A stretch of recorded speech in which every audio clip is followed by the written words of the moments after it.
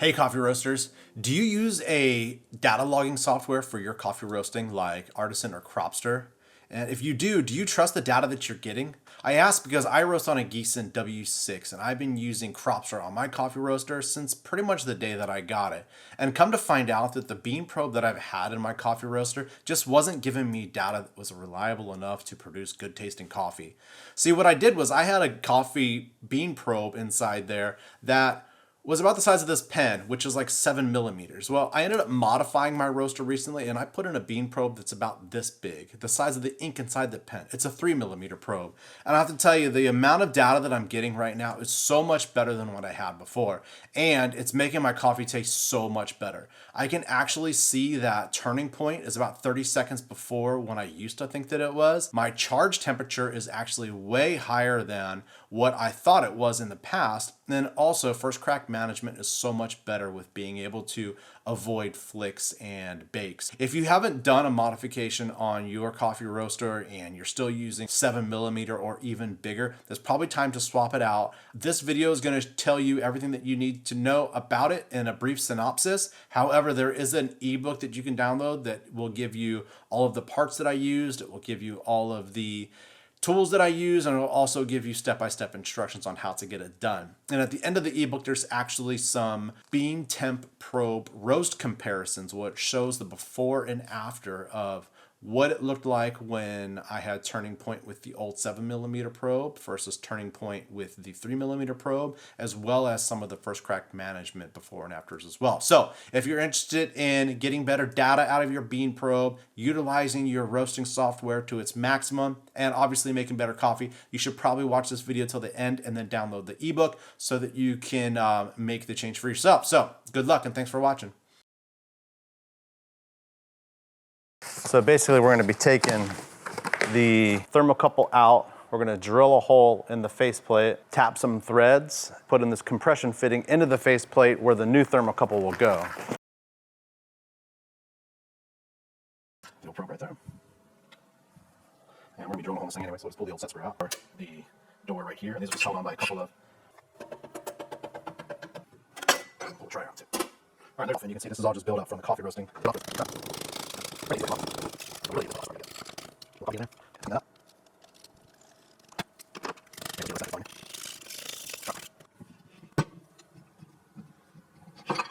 Great for us, because I can't really completely cover the old hole. And as I'm drilling the new one, we'll check that out, see if our probe goes through. It does. 1 and 5/8. We have this lip right here that we have to watch out for. Main arm's probably not going to hit. It's just these little paddles that stick out just a little bit further. We're going to check to see if we like where our spot is. Just momentarily. So we can accurately. So this is going to go right through about like that. Okay. A bunch of tool oil on it just to keep them from corroding in storage, but it does say 9/16 on there, right there. But we need to get our brush, and we want to oil this right here.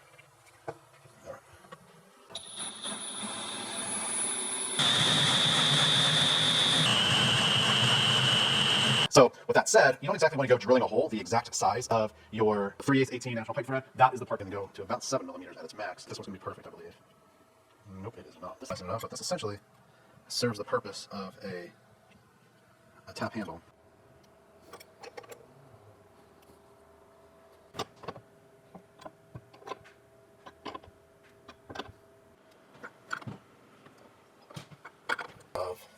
Just kind of gunk on there. Usually there's oil. And we'll just clean those out too so that we know that the oil.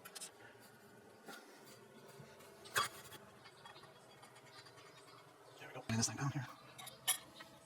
And that's about as far as it's going to go. You see it's almost flush and almost flush there, but when else our door, put it back in place, slide our pins in place, slide the pin in place, and now our front plate is back assembled, drops. Ah, there we go. Just like that. Okay. So let's see how this thing is looking.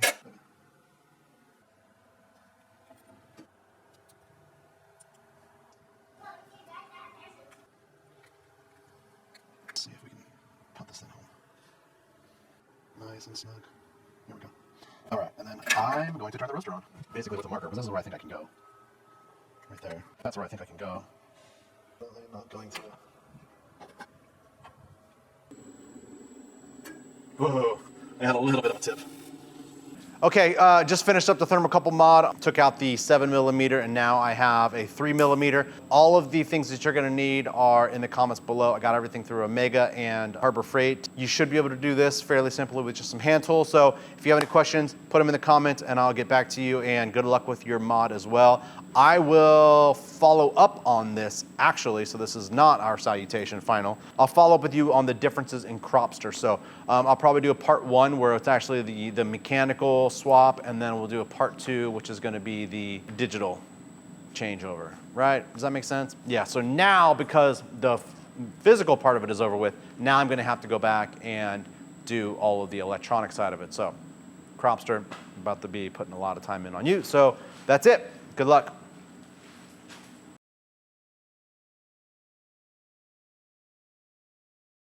Okay, so today's the day I've long been awaiting for. Just fired the roaster up for the first time since we did the thermocouple change. So we'll see what's gonna happen. It's not crashing right now, which is awesome. We're not getting any alarms on the control panels. We will see where this takes us. We're gonna warm it up and start roasting some coffee. So fingers crossed this thing works out. Let's go into Cropster, get it booted up and see what it looks like now that we have. This thing is gonna roast like a freaking rocket ship. I used to have to preheat my drum to 480. I just maxed it out. I used to just max out my drum. I knew that it would take about 30 to 40 minutes for it to get to 425 degrees. Once the bean temp got to 425, then we just let it rip. But now, geez Louise, I don't even know where to start with this. Holy cow.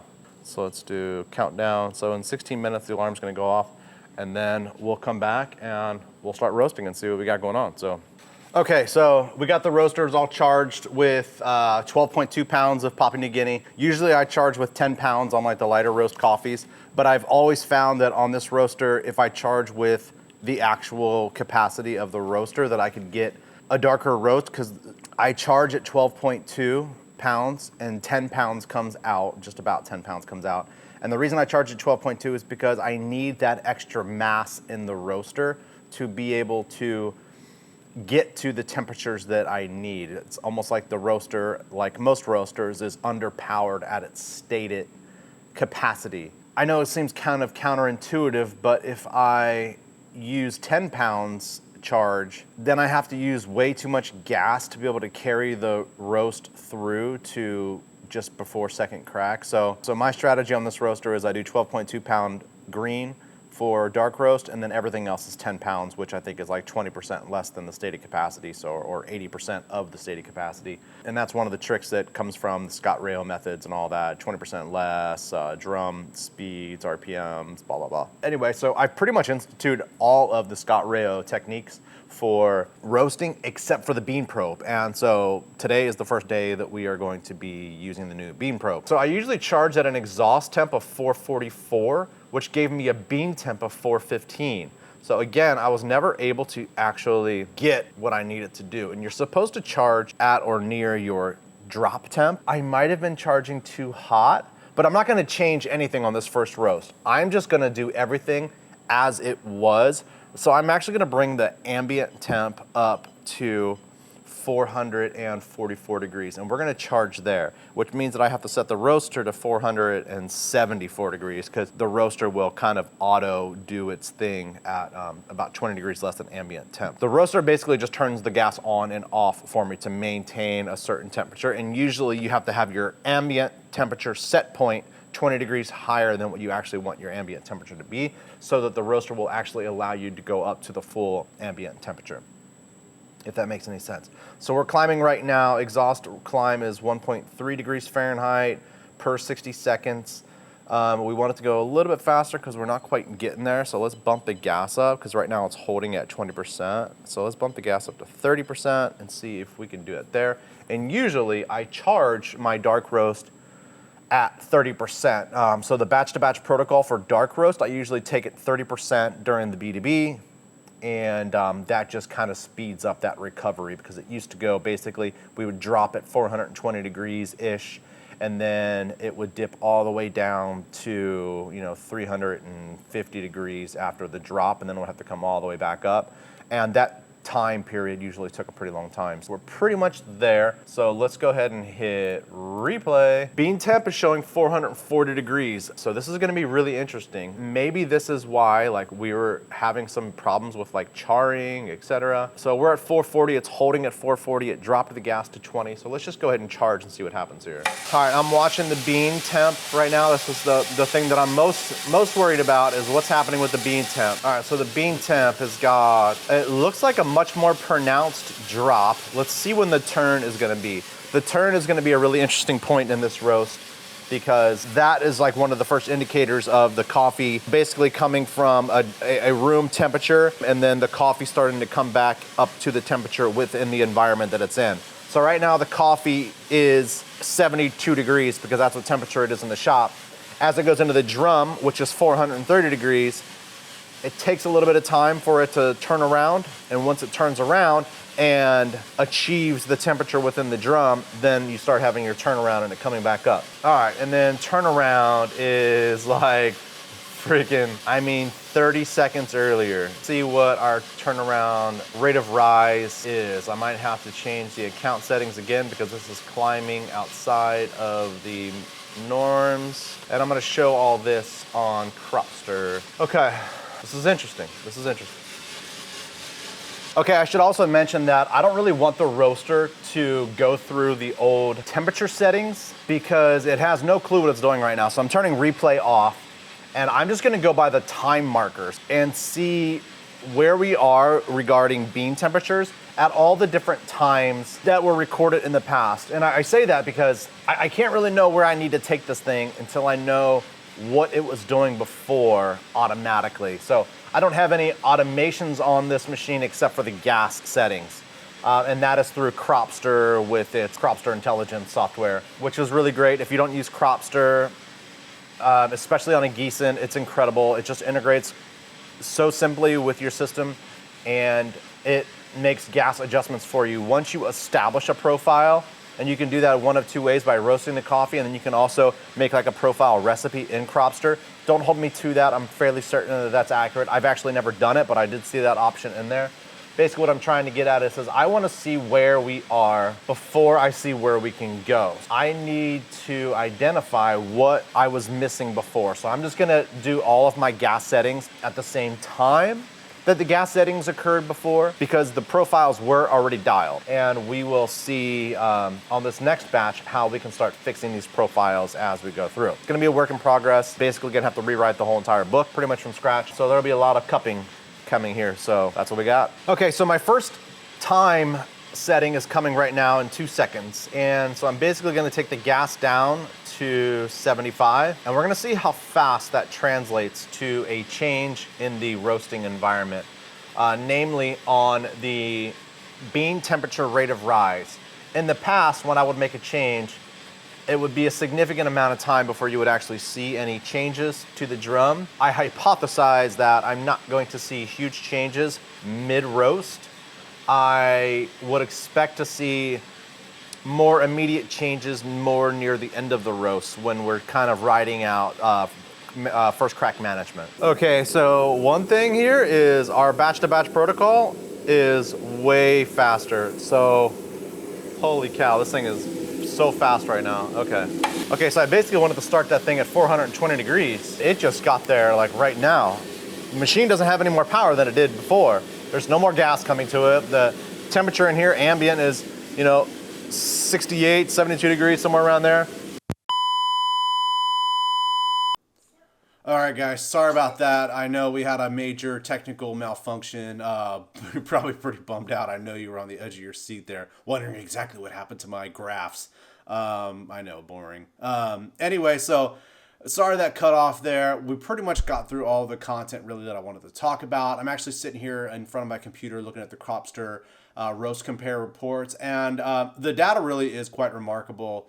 I'm looking at this one right now where it's like I used way less gas throughout the whole entire roast, but ended up finishing the roast almost a full minute earlier. So I'm still trying to extrapolate exactly what all of this data means. Basically what I'm getting at here is that the whole entire time I have been roasting hotter and faster than I thought the entire time I had that larger bean probe. So, for example, right here, so we started off basically with turnaround was about 30 seconds earlier and about 50 degrees colder. So it turned around at 152 degrees at right around a minute and 12 seconds on the with the new probe. And with the old probe, turnaround was occurring at around 100 and maybe 80 degrees and about a minute and 35 seconds. Okay, so there's the first thing. And then the second piece of data that I have is the rate of rise went all the way up to 22 degrees per, I think I'm showing it in 30-second increments here. Maybe it's 22 degrees per 15-second increment. So the rate of rise was significantly higher, as maybe I'll just put this on here so you can actually see what I'm talking about.